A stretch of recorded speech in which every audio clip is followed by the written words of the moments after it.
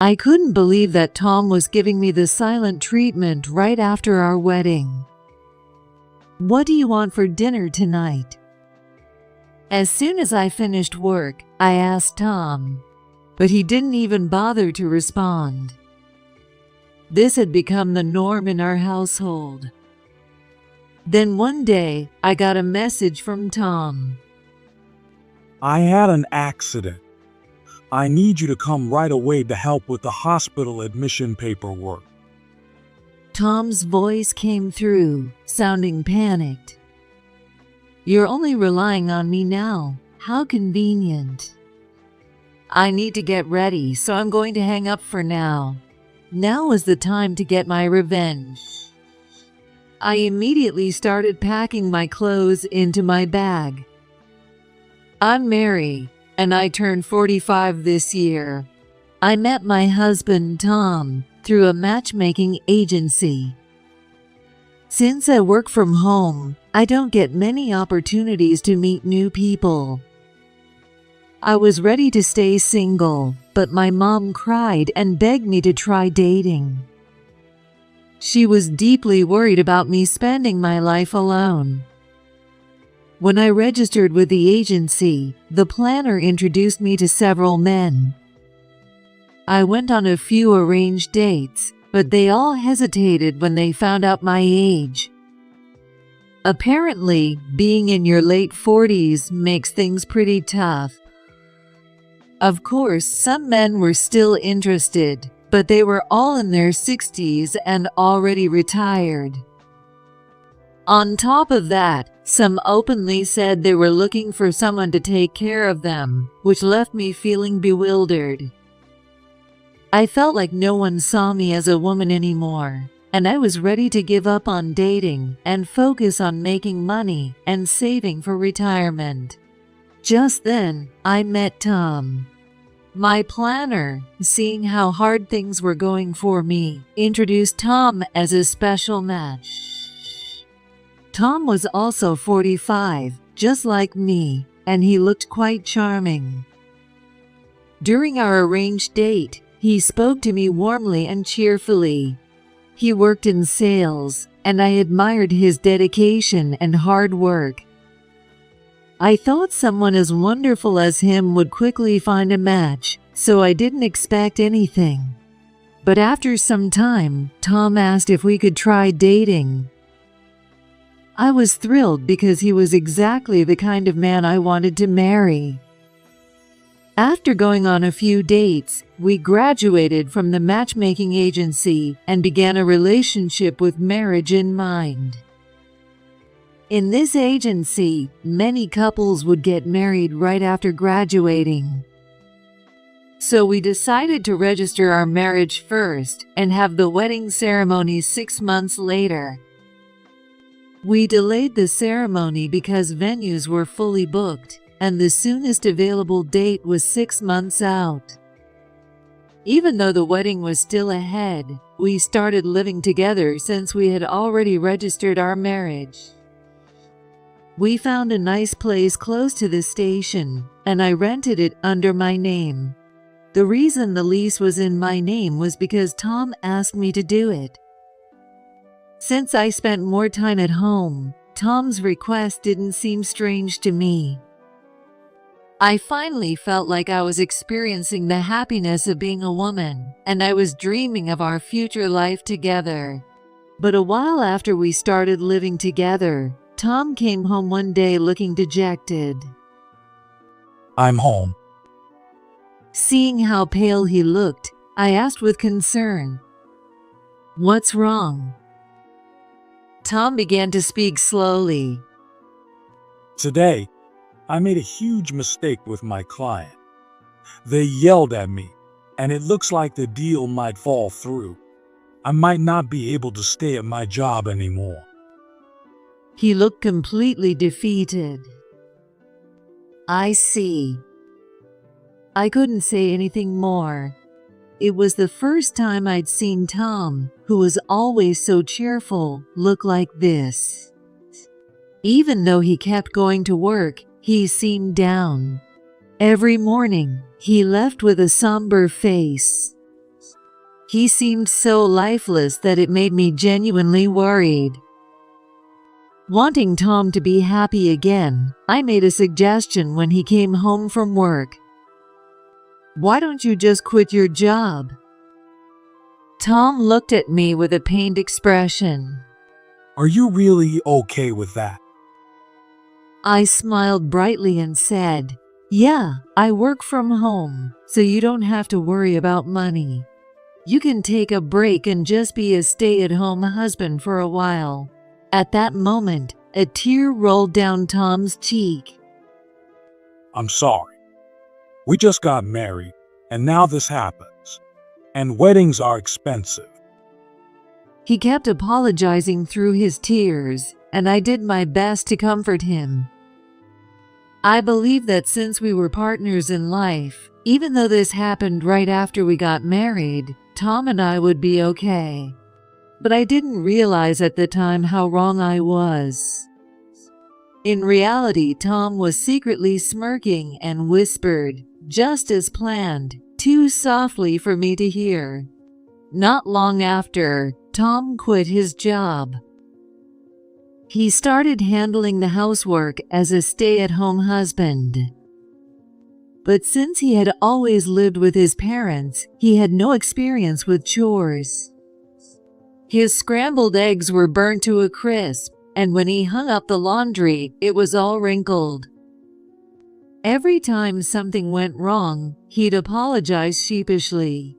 I want to do my best with the housework since you're working so hard, but I just can't seem to get it right. Sorry. Nobody gets it right on the first try. Even when my mom taught me to cook, I once burned the fish completely.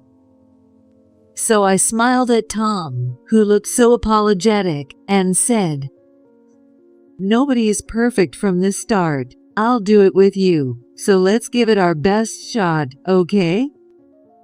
After that, I started helping him with the chores he was responsible for. At first, Tom and I worked together on the chores, but gradually he stopped helping. Even when I asked him to make dinner, he refused. Your cooking tastes better, Mary, and I want to eat your food. So, can you make dinner? It was the same with the laundry. The clothes dry faster when you do it. I'll press the button on the washer. Can you hang them up? But this is no different from before you quit your job. Tom's share of the chores kept shrinking, and the burden on me grew heavier. Still, our household was 100% supported by my income. When I tried to ask Tom to help out, he brushed it off easily. Oh, it's almost time for the flash sale. Curry powder is on special today. You love curry, right, Mary? I'll go grab some now. With that, Tom rushed out the door. It was true. I did love curry. I appreciated that Tom thought of my favorite food, but something felt off, so I muttered to myself, "Tom always takes forever when he goes shopping. Just where is he going?" I was grateful he did the shopping, but spending over 2 hours on it was too much. I figured being a stay-at-home husband gave him a slower pace of life. All I could do was shake my head at his laid-back attitude. Even so, our married life went on. Tom gradually started to seem more cheerful, but there was no sign of him looking for a new job. In fact, he was getting even more careless than he was before he quit. One day, after finishing my remote work, I stepped out of the room and noticed something right away. Tom left his socks lying around again. Lately, Tom had been doing almost nothing as a stay-at-home husband. He hardly ever cooked, and he didn't even press the button to start the laundry anymore. The only chore he still did was the shopping. But even that took him forever. On top of that, after shopping, he would dictate what we should have for dinner, which was a hassle. If it was a complicated dish, I'd have to look up the recipe online to figure out how to make it. Our marriage couldn't go on like this. And tomorrow was our wedding ceremony. With such an important milestone coming up, I figured it was time for us to have a serious talk about our future. So, I decided to speak with Tom during dinner. But then, Tom dropped a bombshell. That evening during dinner, as we sat down to eat the meal I had prepared, Tom made a suggestion. Tomorrow's finally our wedding day, right? Once that's over, there won't be any big expenses. So starting next month, can you give me an allowance? Like $300 a month? I was stunned by his request. Without thinking, I blurted out, "Why should I give you an allowance? I'm already paying for everything." Tom frowned and replied, Well, I'm a stay-at-home husband. Since I'm taking care of the house, I should get something back from the household budget. I was shocked by his words. If he were actually doing his share of the chores, I wouldn't have minded giving him some money from my income. But lately, the only thing Tom did was the shopping. I was handling everything else. All Tom did during the day, aside from shopping, was watch TV at full volume. I told Tom what had been on my mind. "All you're doing is the grocery shopping, right? And giving me instructions for dinner. I handle everything else. On top of that, I pay for the rent, utilities, and groceries. Don't you think that's unfair?" Tom used money from my wallet without asking and went grocery shopping. Sometimes, though, I had no idea where the money went, and all that was left in my wallet were a few coins. And I did all the cooking and the cleanup afterward. Even the household chores are unevenly split. Why does Tom think he deserves an allowance from me? Tom looked at me with a condescending expression. So that's how you see me, right? You were the one who told me I could be a stay-at-home husband. Isn't this pretty irresponsible of you? With that, he stood up in a huff and slammed the door to his room. Of course, he left his dirty dishes on the table. Have I been unreasonable? Our wedding is tomorrow, and now things are tense between us. This is the worst. Feeling dejected, I cleaned up and went to bed. The next day, Tom and I headed to the wedding venue. It was just a small ceremony with only our parents attending. I was anxious that Tom might still be in a bad mood. But my worries turned out to be unfounded. Mary, my mom wants to talk to you. Tom called out to me with a smile. Okay. I then found myself speaking with his mother, Emily, who turned out to be very kind. So you're Mary? Thank you for marrying Tom. If you ever have any concerns, feel free to talk to me anytime. Emily spoke warmly and cheerfully.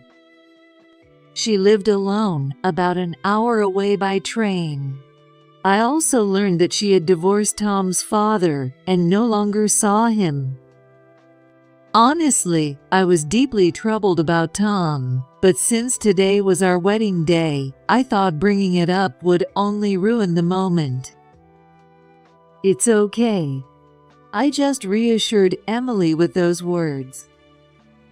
I'm tired. I'm going home first. Right after the ceremony ended, Tom said that and left by himself. I couldn't go with him because I still had to handle the payments. Emily and my parents were worried about me because of Tom's behavior. Maybe Tom was just nervous. I tried to cover for him and somehow convince them it was fine. By the time I finished settling everything and got home, it was already dark. The lights were on inside the house. "I'm home." When I walked into the living room, Tom was sitting at the table, staring at his phone. On the table were groceries he had apparently bought. Hiding my frustration about why he left early, I spoke to him cheerfully. "Did you go shopping? Thanks." But Tom didn't respond. No matter how much I spoke to him, he didn't reply or even look at me. I couldn't believe that he was giving me the silent treatment right after our wedding. Did I say something to upset him when I was talking to Emily? Tom seemed to adore his mother. I felt anxious, but since Tom clearly wasn't ready to talk, I decided to give him some time. However, even after 6 months, his attitude hadn't changed. "What's for dinner tonight?" As soon as I finished work, I asked Tom. But he didn't even bother to respond. This had become the norm in our household. Day after day, I was left guessing what Tom wanted for dinner and cooking meals with the groceries he bought. Since I worked from home, Tom was the only person I could talk to regularly, and this situation was wearing me down. It got so bad that I tried confronting him directly. "Enough is enough. If you have a problem, you need to say something." But no matter how much I said, Tom remained silent. In the end, I couldn't bring myself to say anything more. Meanwhile, money kept disappearing from my wallet. Even though he was supposedly shopping, the amounts were getting larger and larger. How long is this going to go on? Maybe I should just get a divorce. I was starting to think that way. But getting divorced so soon after marriage would break my parents' hearts. And Emily was a kind, down-to-earth person, and we got along well. If I divorced Tom, I knew it would devastate her. Neither my parents nor Emily knew that Tom was a stay-at-home husband. My parents would definitely disapprove, and Emily, being the kind person she was, would feel the need to apologize to me. I didn't want to stir up the trouble, so I couldn't say anything to either family. But the thought of continuing to suffer alone was painful. I kept agonizing over what to do. One day, I got a call from Tom. That day, as usual, he had gone out shopping. I figured he'd be gone for at least 2 hours, but this time, even half a day later, he hadn't come back. Did something happen to him? Just as I thought that, my phone rang, and I answered immediately. "You're late coming home. What happened?" In response to my question, Tom said something shocking. "I had an accident. I need you to come right away to help with the hospital admission paperwork." "What?" Tom's voice sounded urgent. I was stunned by what he said. When I asked for more details, he explained that he had fallen badly while shopping and hurt his leg. The doctor said he had a fracture. To make matters worse, the injury was severe enough that he couldn't stand on his own. "They said I'll need to use a wheelchair now. If you can take care of me at home, I won't need long-term hospitalization." Apparently, after about 2 weeks in the hospital, he could continue with regular outpatient visits. If he was certified as needing care, he could also qualify for support services. According to the doctor, Tom already met the criteria for needing care. But if I had to care for him, it would affect my remote work. What should I do? I was torn. But then I heard a faint voice in the background of the call, and a wave of cold clarity washed over me. What? Tom didn't seem to notice my reaction and continued to plead. You're the only one I can count on, Mary. Please, come right away. His voice sounded desperate. The old me would have rushed to his side, but the voice I just heard over the phone filled me with anger. You're only relying on me now. How convenient. I told Tom. I need to get ready, so I'm going to hang up for now. Now is the time to get my revenge. I immediately started packing my clothes into my bag.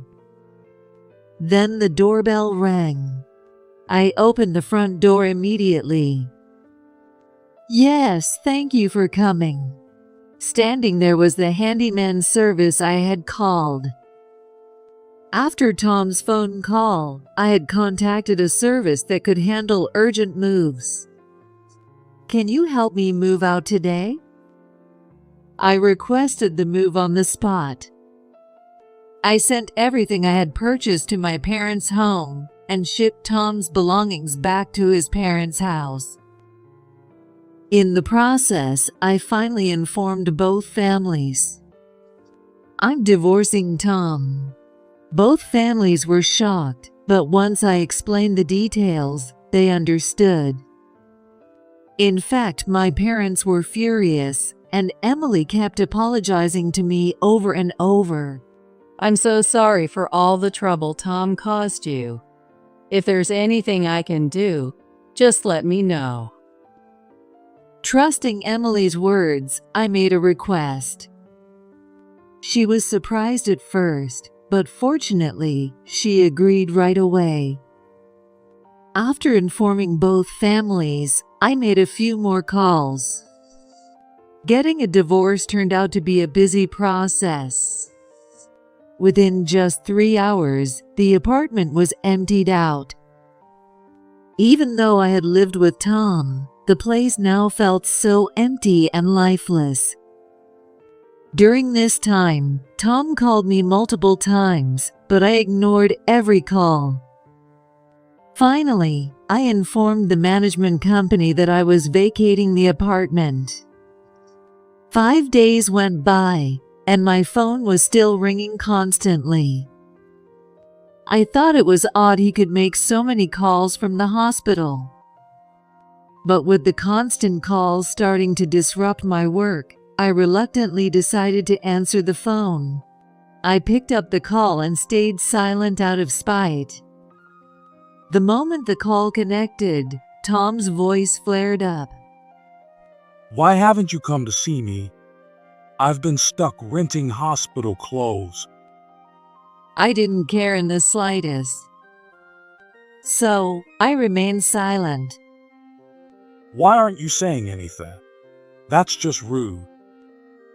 He was the one who had ignored me all this time. But listening to him go on like this was annoying. I can't hear you. Maybe the signal's bad? For some reason, Tom accepted that explanation. Well, it's a hospital, so I guess the signal sucks. Just come pick me up when I'm discharged. I can't get around in a wheelchair by myself. He said it with such arrogance. How dare he say that? I thought to myself, but to keep up my plan, I stayed calm. Okay. That seemed to satisfy him. Oh, and bring some cash for the hospital fees. They need to be paid when I'm discharged. See you later. With that, Tom hung up, apparently pleased with himself. I'm going to pay for his hospital bills. I muttered to myself, gripping my phone tightly. 2 weeks later, the day of Tom's discharge finally arrived. I opened the door to his hospital room. Tom, still dressed in his hospital gown, greeted me. "Oh, you finally showed up. I'm getting discharged, so hurry up and give me my clothes. And take care of the discharge paperwork too." He waved his hand lazily and looked at me. But I owed Tom no such favors. "I didn't bring you any clothes." When I said that, Tom got irritated. "Are you serious? So, you expect me to wear the dirty clothes I was injured in? They're filthy and unwearable." He glared at me. After becoming a stay-at-home husband, Tom had done whatever he pleased. And right after our wedding, he had started ignoring me. "I've had enough," I told him. "Isn't your girlfriend's name Nancy? Why don't you ask her to bring you some clothes?" At the mention of that name, Tom's face filled with panic. "Where did you hear that name?" His face turned pale. I shoved a document in his direction. "It's all in this report. I know you've been seeing Nancy since before we got married." "What?" The day Tom was hospitalized, I had heard a woman's voice on the phone. "Tom, hang up now." She had called him by name. That's how I knew he was cheating. Right after I hung up that day, while I was in the middle of moving out, I called a private investigator to look into it. The affair was already confirmed, but I needed to know who the woman was. 2 days ago, I received the results of the investigation. "Nancy, the woman you met on that dating site, right? And she's married, isn't she? So you can't exactly marry her, can you?" According to the investigation, Nancy was married and had an older husband. She was also a stay-at-home wife. Tom liked Nancy, but neither of them had much money to spend freely. So, under the pretense of grocery shopping, Tom went on countless daytime dates with her. Of course, the money for those dates came from my wallet. It was beyond insulting. I handed Tom the investigation report. "What the hell is this?" At first, he glanced at the documents suspiciously, but then he began to stare at them intently. "You had no right to investigate me. You coward." He shouted and threw the papers. So this is Tom's true nature. I looked at him coldly and said, "Coward? That's rich coming from a cheater, and you lied about your job too. You never worked in sales, did you?" "How did you know that?" Tom looked at me in shock. In reality, his story about working as a salesman was a complete lie. He had been a part-timer, wandering around aimlessly. This was also revealed by the investigator. The matchmaking agency I had used only required an ID, not proof of employment. That's how he got away with it. When I explained this to Tom calmly, he clenched his jaw, his face full of frustration. "I thought someone clueless enough to work from home would be easy to fool." Tom clenched his fist as he said this. "Why did you marry me?" I couldn't understand why he went through the trouble of marrying someone he didn't even like. His next words were the worst thing I could hear. "To live an easy life, of course. I've always hated working. I figured a woman in her 40s who was desperate to get married would have plenty of money. I planned to make you cover all my expenses. It was all going perfectly at first." Tom said this with a smug smile. What a disgusting excuse for a man. You thought of me as nothing more than someone convenient. I muttered to Tom, who now looked completely defeated. He had been using me from the beginning. His love was not there. For someone who had dreamed of a happy married life with Tom, this was a deep betrayal. You're going to regret this, Tom. I dug through my bag and pulled out a piece of paper. Then we're getting a divorce, right? I've already prepared the divorce papers. Just sign them. I showed him the document with my part already filled out. Seriously? Tom looked shocked, unable to keep up with the situation. But he quickly recovered and laughed mockingly. Do you even know how divorce papers work? You need witnesses to sign them too, not just our signatures. You really are clueless. He laughed so hard he clutched his stomach. I can't believe he's so delusional. How disappointing, as if I'd come to a place like this alone. Don't worry about witnesses. I brought one with me today. What do you mean? Just as Tom raised his voice, the hospital room door swung open. Well, look who we have here. A cheating husband who doesn't know how to treat Mary right. It was Emily standing in the doorway. Geez, Mom, why are you here? Tom hadn't expected Emily to show up, and he looked genuinely shocked.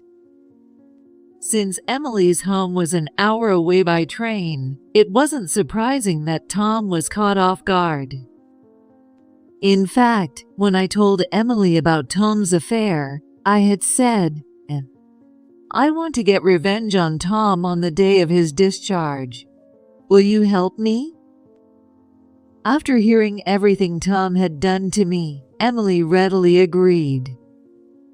That's why she had come to the hospital with me. When I explained this, Tom was visibly flustered. This can't be real, Mom. Emily ignored him. She probably did it intentionally, knowing how he had been ignoring me. That cold shoulder from his own mother seemed to sting Tom deeply. She's not the only one I called. What do you mean? As Tom froze in confusion, a voice came from behind Emily. Tom, Nancy, why are you here? Seeing Nancy, his shock turned to sheer panic. Nancy looked extremely uncomfortable. Her eyes darted around, and her mouth twisted awkwardly. I called her. After all, everyone involved should be here, right? When I found out that Tom's mistress was Nancy, the investigator also provided her contact information, so I reached out to her immediately. who are you?